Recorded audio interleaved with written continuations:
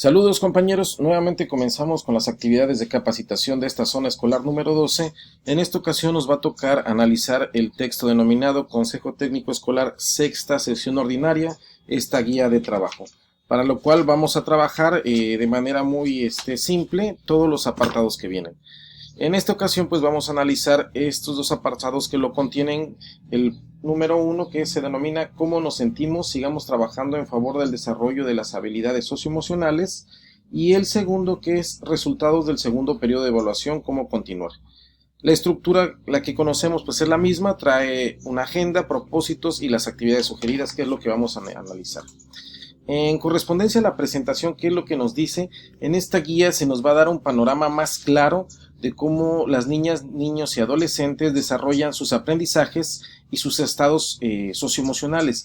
Se va a priorizar la atención a estudiantes en riesgo de no alcanzar los aprendizajes y que tienen aquellos una comunicación intermitente. También esta guía de la sexta sesión de CTE está enfocada en reflexionar sobre las acciones implementadas para favorecer la gestión de emociones y fortalecer la empatía, así también como los avances en la estrategia que se diseñó en la sesión anterior, en la quinta sesión, y los análisis de los resultados que se han obtenido en correspondencia al segundo periodo de evaluación.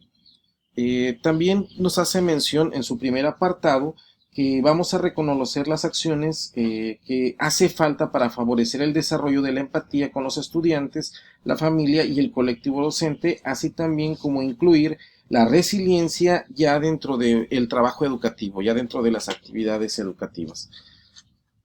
¿Qué nos dice en el apartado número 2? Pues en el segundo apartado se va a llevar a cabo un análisis de los resultados del segundo periodo de evaluación con la finalidad de identificar qué se ha realizado o qué se ha rezagado y aquellos alumnos que están en riesgo de no alcanzar los aprendizajes. También se favorece el replantear el trabajo realizado y decidir qué hacer diferente para todo este tercer periodo. De igual manera se nos hace la recomendación que la sesión tiene que ser virtual y que esta guía es una propuesta la cual puede ser flexible y los criterios de rango son los deseables. Para los trabajos que hemos manejado van a ser de la misma temática de siempre. Tenemos una actividad individual que es fuera de línea y previo a todas las actividades que se están haciendo. Tenemos un trabajo en equipo donde ya lo hacemos en binas o en grupos, y se nos piden que sean del mismo grado, de la misma asignatura y de igual manera ya en plenaria, ¿no? De las recomendaciones para el trabajo a distancia pues ya las tenemos, y para la organización pues, las más prioriza, las que tienen mayor prioridad, yo recomendaría es que se inicie puntualmente, se deje encendida la cámara, se mantenga el micrófono apagado, utilicemos la herramienta para solicitar la voz, así como también se revise esta guía y analicemos todo esto que nos está sugiriendo, ¿no?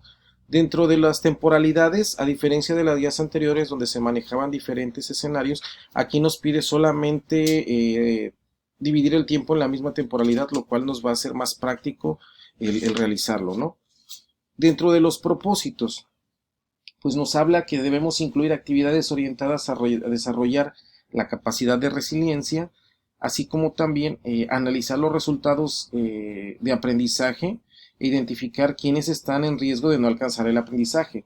De igual manera, las acciones para dar continuidad a la formación integral de los estudiantes. ¿Qué también me tiene como productos? ¿Qué me está solicitando? Bueno, me solicita acciones para favorecer la resiliencia integradas a la estrategia de gestión de emociones y la empatía. Igual manera, un listado de alumnos en riesgo de no alcanzar los aprendizajes y acciones para atender a estudiantes en riesgo de comunicación sostenida e intermitente. Entonces, esta situación ya va siendo más amplia, siendo más específicos, porque ya tenemos listados que se elaboraron desde la tercera sesión de CTE. Entonces aquí ya simplemente lo vamos a empezar a armonizar. Nosotros como zona escolar tenemos la estrategia para la atención a estudiantes en situaciones de riesgo, de reprobación y de deserción escolar, en la cual ya también hacemos listados. Entonces aquí es donde vamos vinculando ya todo eso que tenemos. Bueno, en este primer apartado se propuso la elaboración de una estrategia para indagar y fortalecer en la quinta sesión, o sea, en la anterior, se nos propuso una estrategia para indagar y fortalecer un estadio socioemocional de las niñas, niños y adolescentes. De igual manera, ya se contemplaba el comenzar a trabajar con los ficheros. Ahorita ya debemos de ir en la ficha 12 o ya los que van a tiempos en la número 13. Entonces, para que nosotros vayamos, eh, empezando a articular todo lo que vamos a ir haciendo, ¿no? Cuando hablamos de los ficheros es el correspondiente a herramientas para el soporte socioemocional para la evaluación en contextos de emergencia, que también ya se abordó en la quinta sesión. Para esto nosotros tenemos que tener la flexibilidad de la implementación, esto en correspondencia en que no en todas las escuelas se tienen las mismas capacidades en cuanto a los medios de comunicación con los que cuentan, ¿no? Que también nos dice en esta actividad de que qué acciones hemos realizado para favorecer la gestión de emociones y la empatía. Nos maneja preguntas de exploración muy simples, cómo se siente actualmente, qué acciones para mejorar el estado emocional, qué apoyos recibir. Y nos pide escribir cómo fue su experiencia al realizar alguna acción para gestionar sus emociones y los beneficios que obtuvo, su práctica docente, su relación con los estudiantes, con los compañeros. En la actividad número 5 me pide reflexionar sobre lo realizado para favorecer la gestión de las emociones en estudiantes y familias, con estas preguntas de exploración de cómo ha fortalecido la empatía con los estudiantes, familias y el colectivo docente. O sea, se empieza ya a articular la parte de empezar a meter la resiliencia en el trabajo educativo. En la actividad número 6 se nos pide socializar las experiencias a partir de las actividades anteriores, 3, 4 y 5, y con estas preguntas empezarle a dar forma a lo que pensamos para empezar a pensar lo no pensado. Entonces nos dice qué estados emocionales prevalecen, cómo se ha favorecido el desarrollo de la empatía y la relación entre la resiliencia y el proceso de aprendizaje. Entonces esta parte es muy importante para que nosotros logremos comprender que muchas veces un aprendizaje que está anclado a una emoción que no es tan favorable para el estudiante de acuerdo al contexto en el que él está, lejos de apropiar el aprendizaje, pues va a crear una barrera que no le va a permitir esa absorción. Entonces esta parte es muy importante, por eso tenemos que meter la resiliencia, más hoy en día en contextos que no son tan favorables para los estudiantes, porque debemos de reconocer que es la brecha entre las diferencias socioeconómicas se ha marcado, se ha acentuado aún más, y esto se refleja en la capacidad que van a tener algunos alumnos para acceder a diferentes medios de comunicación, lo cual va a dificultar. Entonces, en la actividad número 7 nos pide leer un texto en la cual como parte importante nos dice: hemos agradecido a todos, desde trabajadores hasta empleados de la salud, de las tiendas, pero no hemos agradecido lo suficiente a niños por llevar el cargo que hemos puesto en sus hombros. Hay que ser sinceros, los padres de familia, lejos de llevar un acompañamiento adecuado de cómo se debe de hacer, hacen señalamientos muy incisivos sobre la planeación docente o sobre el desempeño del estudiante. Entonces nosotros tenemos que hacer esto todavía más digerible, por eso se les hacía la recomendación en el anexo 4 de transversalidad, ejercicio de transversalidad, empezarlo a trabajar de esta manera para que sea muy simple y evitar que en la casa el alumno deje de sentirse acompañado. Al hacer estos trabajos siente un poquito de miedo porque papá pues ya lo va a reprender, ¿no? Por no haber cumplido adecuadamente las funciones académicas o las acciones académicas que vienen en la planeación. De igual manera viene otro texto que dice aquí, hemos dicho que los niños son resilientes, y lo son. Ellos son los verdaderos superiores por no poder decidir, y esa parte es muy importante porque el espacio en donde ellos tenían esa interacción pues ha sido segmentado y están completamente sobre una observación, ¿no?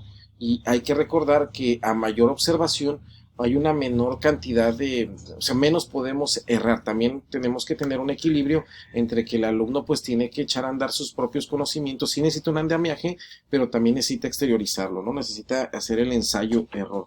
Tenemos la actividad número 8 que se pide que reflexiones en el equipo la información que viene en el texto, ¿sí? Y nos dice qué situaciones son las que producen cuáles son las situaciones que producen estrés en niñas, niños y adolescentes. O sea, las tenemos que identificar para evitar que éstas estén generando, y una de las situaciones que va a generar estrés es una carga excesiva de trabajo. Por eso, como supervisión escolar, se les vuelve a recomendar que hagamos más ligera la carga académica que estamos metiendo en cada uno de nuestros planes de clase. De igual manera, se nos pide identificar si existe presiones para continuar con el proceso de enseñanza-aprendizaje.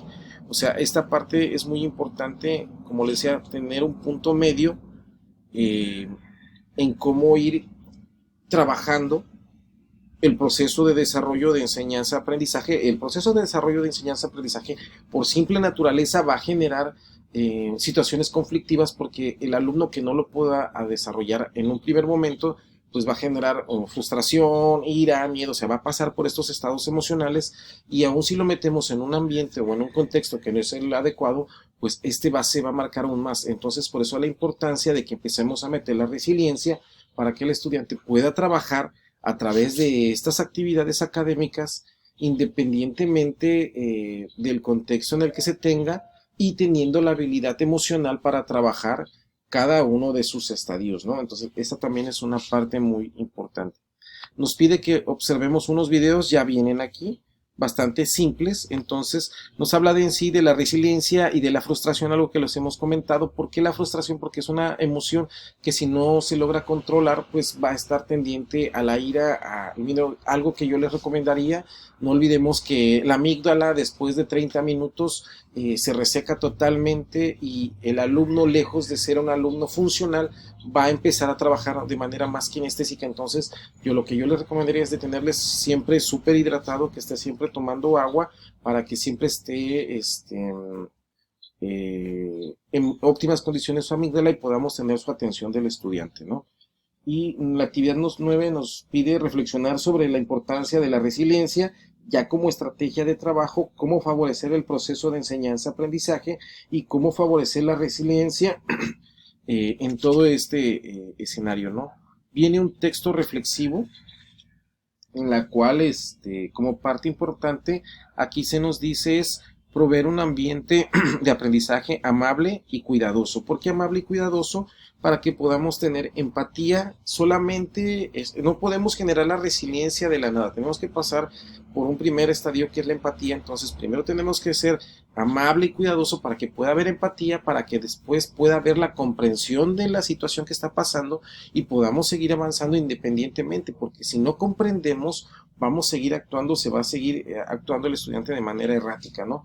También nos pide en esta parte que tenemos que consultar el manual de actividades que propician la resiliencia, y también lo que nos hace mención en el anexo número 1. En la actividad número 10 nos dice que vamos a robustecer lo que se planeó en la actividad 9 de este CTE, ¿sí? Y considerar ya la resiliencia dentro del ámbito educativo, perdón, de la quinta sesión de CTE. No olvidemos que implementamos una estrategia que, bueno, nos iba a ayudar a trabajar los estados socioemocionales de los estudiantes, que va a ir de la mano del Programa Nacional de Convivencia Escolar, a través de los ficheros de herramientas y habilidades para el manejo de las emociones en a ver, aquí lo teníamos, permítanme un momento. Entonces, todo esto ya lo vamos a tener de la mano. Va a ir en el fichero de herramientas para el soporte socioemocional para la educación en contextos de emergencia. Entonces, es aquí donde nosotros ya empezamos a articular lo que nos está proponiendo la Secretaría con lo que estamos haciendo en cada una de las escuelas, y empezamos a ver una vinculación en los niveles de concreción que se tienen en la gestión educativa. En el apartado número 2 nos habla de manera específica de los resultados del segundo periodo de evaluación, qué debemos modificar a partir de los resultados del segundo periodo de evaluación, y cómo vamos a lograr que todos los estudiantes logren de mejor manera la adquisición de los aprendizajes, ¿no? La excelencia de los aprendizajes. También me habla en cómo van nuestros estudiantes de la actividad número 12 en situaciones de riesgo, elaborar listados de alumnos en situaciones de riesgo después del segundo periodo de evaluación, y aquellos que requieren mayor apoyo. De igual manera, con la información, aquellos listados con información insuficiente de su aprendizaje, y de aquellos que no se tiene comunicación. Todo esto va de la mano en eso que hicimos en la tercera sesión, como nosotros habíamos hablado, cuando empezamos a meter ya un indicador, un semáforo, en el cual teníamos un semáforo de calificaciones, en el cual los rangos era esperado, en desarrollo y requiere apoyo, que era el color verde, amarillo y rojo. Para esto yo les pudiera recomendar que utilicemos el listado que nos dio el nivel, donde ya al colocar las evaluaciones ya nos viene manejando esos colores, ¿no? Nos puede ayudar a ir simplificando mucho estos trabajos. En la actividad número 13 nos piden el análisis de resultados de cómo, o sea, aquí es llegar a pensar lo pensado para lograr pensar lo no pensado. Entonces, en esta actividad número 13, los alumnos vamos a identificar a aquellos alumnos que han bajado su desempeño y aquellos alumnos con un ambiente familiar o un estado socioemocional no favorable. Esa parte va a ser muy importante porque vamos a ver que va a existir una correlación en esos alumnos que tenemos identificados con esas situaciones de riesgo, de reprobación o de abandono, y que van a ir de la mano, ¿sí?, con el bajo desempeño, y que va a ir de la mano a que es consecuencia a que tiene un ambiente familiar o estado socioemocional no favorable para el aprendizaje. O sea, vamos a ir viendo cómo se va entrelazando esto. Por eso es muy importante que nosotros trabajemos con las fichas que nos da el Programa Nacional de Convivencia Escolar. En la actividad número 14 nos pide reflexionar la mejor forma de apoyar a las niñas, niños y adolescentes, y sobre todo aquí es donde vamos a tener ya la situación de la pertinencia entre las estrategias pedagógicas que realizamos en la escuela, los procesos de evaluación y las actividades de Aprende en Casa número 3. Esta parte es muy importante porque como se supone que ya tenemos que tener todo esto vinculado de manera transversal para poderlo trabajar en el aula, esto quiere decir que ya al trabajar la pertinencia vamos a ver cómo todo esto que yo tengo se va adecuando a los contextos, ¿no?, de cada uno de los estudiantes. Posteriormente me dice que vamos a utilizar criterios pedagógicos para evitar perjudicar más a quienes se encuentran en condiciones de desigualdad, disparidad y estado emocional aflictivo. Para esto son los criterios pedagógicos para la valoración, que nos van a permitir la sistematización de los resultados, y sobre todo los que ya utilizamos en la guía de la tercera sesión. O sea, son cosas que ya tenemos, son sistematizaciones que están estandarizadas. ¿Qué decimos que están estandarizadas? Que las puedo utilizar en diferentes momentos y no varían, sigo valorando el mismo criterio, ¿no? ¿Qué me dice también en la actividad número 15? Me dice que nosotros vamos a compartir reflexiones de la pertinencia de las actividades didácticas, de cómo mejorar la retroalimentación, cómo involucrar a los actores educativos y sobre todo cómo vamos a sistematizar la información. Todo esto lo vamos a hacer a través de este cuadrito, que es muy práctico, ya que nos dice qué vamos a hacer en correspondencia a las actividades, a las formas de comunicación, retroalimentación, evaluación y gestión de emociones. Entonces, es aquí donde nosotros ya vamos a llevar a cabo la articulación. Es muy importante que yo les recomendaría trabajar con lo que nos dice el anexo número 4 de ejercicio de transversalidad, ya con esto, para que de esta manera también vinculándolo con la estrategia para la atención de estudiantes en riesgo que tenemos como zona escolar, ya podamos dejarlo caer en esta parte, que es muy importante. Aquellos alumnos con una comunicación y participación sostenida, y aquellos alumnos con comunicación intermitente y baja. Ojo, como todavía, y no olvidemos lo que nos dicen los acuerdos, que estas evaluaciones todavía se van a poder, o van a ser definitivas hasta agosto. Entonces, aquí yo nada más es una valoración y empezar a tener bien identificados, porque en el tercer periodo ya vamos a tener que acentuar una evaluación a ese estudiante en aquellos donde pusimos una diagonal. Entonces esta parte es muy importante para que no nos vaya a pasar la situación de que no podamos valorar a algún estudiante. Entonces de ahorita ir haciendo ese tamizaje, ir identificándolos, ir segmentándolos para poder identificarlos y rastrearlos de manera más adecuada, y buscar la forma de hacerle llegar algún trabajo de retroalimentación o un trabajo de seguimiento que me permita la valoración en correspondencia ya a los criterios, ¿sí?, de valoración que se utilizaron en el ciclo anterior. Ok. En las actividades de la sesión de plenaria, que me dice qué podemos hacer para apoyarlos, en la actividad 16 me habla ya de presentar como colectivo la información estadística de los listados que se han generado, más que nada para, como decíamos, poder identificarlos y ya darle nombre y apellido a aquellos puntos rojos que vamos a tener. y así como también en la actividad 17 compartir nuevas acciones para trabajar la resiliencia. Entonces esta también va a ser una parte muy importante. Dentro de todo este trabajo puedo yo señalar que existen este texto que se me hace muy importante por el contenido que nos da.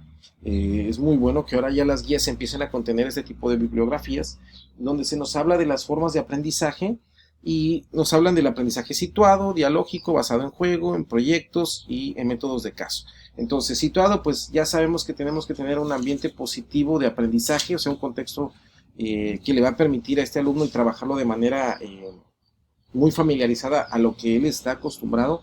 El aprendizaje dialógico, pues nos habla de manera específica al uso del diálogo de manera pedagógica, pasar de la dialéctica a la dialógica, ya lo sabíamos, a veces la parte socrática de la educación en donde íbamos aprendiendo a través de la pregunta, en cierto momento ya no es tan adecuada por la cosmovisión y el contexto en el cual se desarrollan cada uno de los conceptos en correspondencia a cómo va su aplicación, ¿no?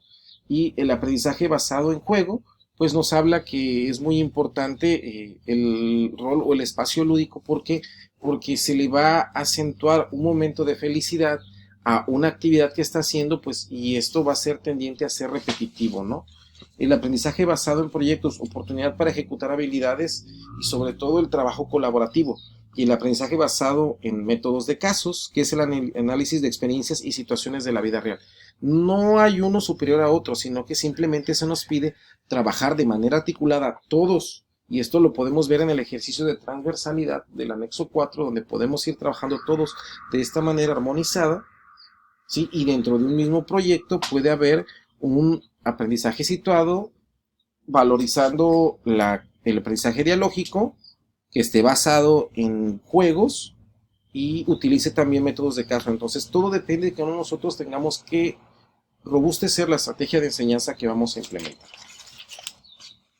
También tenemos otro texto de las ideas de Tonucci, en el cual nos habla de partes muy importantes, y me gustan estos últimos dos textos porque me habla de la asesoría y acompañamiento pertinente. No hay más, que tenemos que tener un ambiente agradable para que el estudiante pueda trabajar de manera armónica con lo que está haciendo.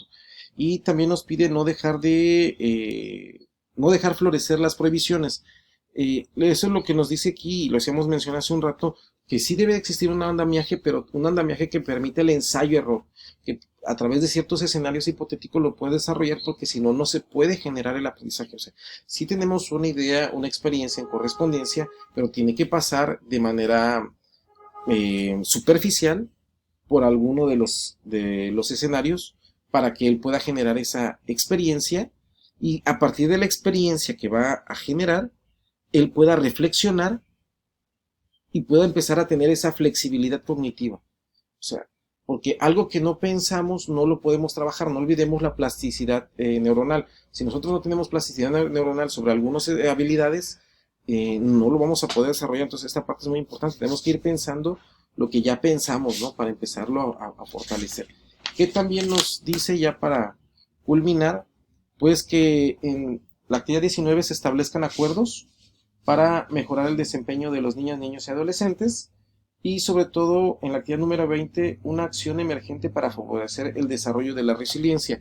Aquí lo que yo les seguiría recomendando es, ya tenemos los trabajos, ya está el fichero de herramientas de soporte para el trabajo en situaciones de emergencia, algo así se llama.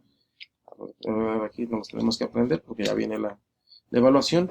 Fichero de herramientas para el soporte socioemocional para la educación en contextos de emergencia. Entonces no es otra cosa más que ir relacionándolo y ya empezarlo a meter el docente en su planeación, el director en su programa escolar de mejora continua y el director en su planeación académica institucional. Entonces de esa manera es como ya vamos a ir interrelacionando lo que estamos haciendo con lo que nos da la Secretaría. ¿Qué más contiene esta guía? Pues el anexo donde vienen actividades.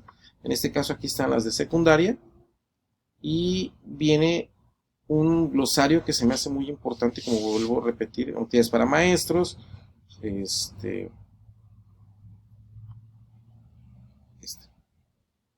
estado socioemocional, gestión de emociones y habilidades socioemocionales, muy importante. Esto viene en experiencia ya a lo que vimos en la guía anterior y ya con esta se refuerza. Si hay alguna duda, pues nos deja algunos links para poderlo socializar. Bueno, compañeros, espero sea de mucha ayuda este video. Estamos pendientes para este próximo 27 de marzo a las 9 de la mañana. Vamos a tener el trabajo presencial con los compañeros que vamos a llevar a cabo la capacitación para que participen en los procesos de selección que nos da el UCICAM, perfiles, en este caso el tema va a ser perfiles, criterios, indicadores, y ya perfiles profesionales, criterios, indicadores, y ya posteriormente pasaremos a la elaboración de cada una herramienta de planeación en correspondencia al nivel de gestión en el que se encuentran. Todo esto lo vamos a reproducir también por el canal en el que estamos trabajando. Quedamos ahora sí que con la intención de empezar a trabajar de manera colaborativa y con los compañeros que van a estar de manera presencial y de manera virtual. Entonces no olviden estar pendientes de estos espacios de capacitación, compañeros, que son para ustedes, porque ya están próximos los procesos de valoración. Saludos, compañeros.